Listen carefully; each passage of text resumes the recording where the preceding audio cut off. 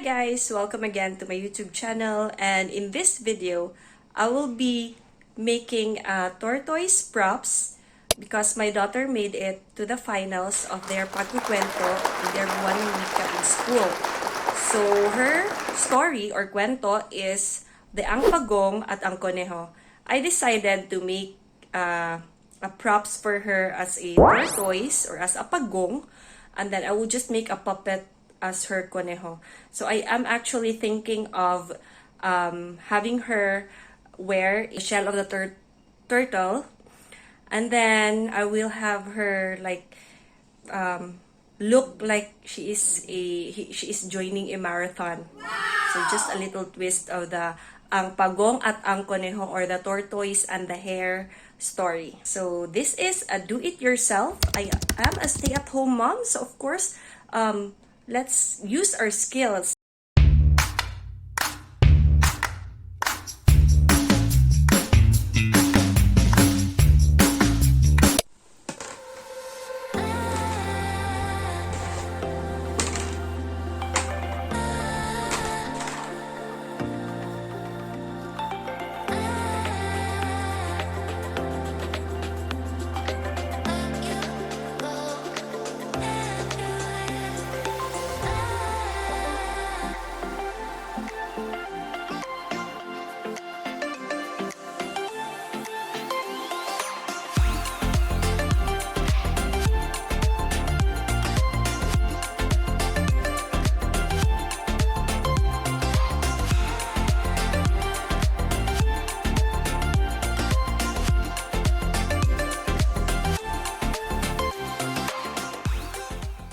Cutting 10 inches because I want to wrap the side first with green.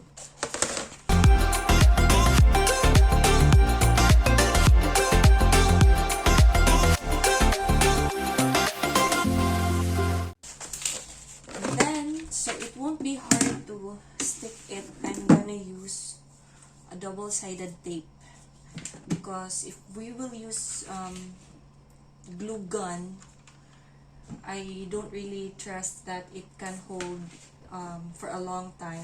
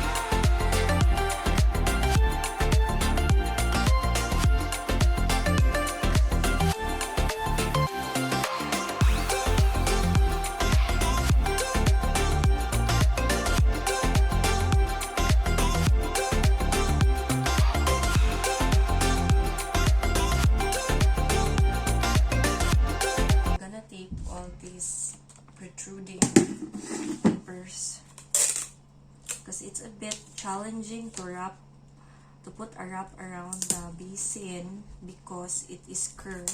This is my first time, guys. I haven't done this before. I just popped up in my mind and how I'm gonna do it, so this is just spontaneous. I did not practice.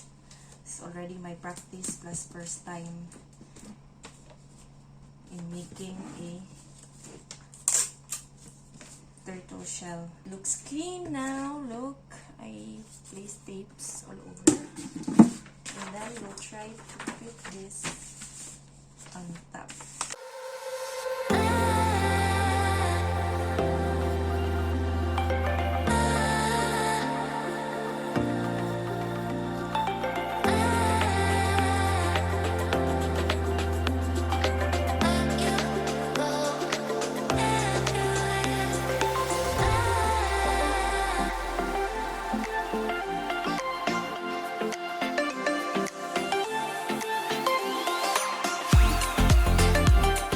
So right now, I'm really having problems with making the pattern at the back of the shell.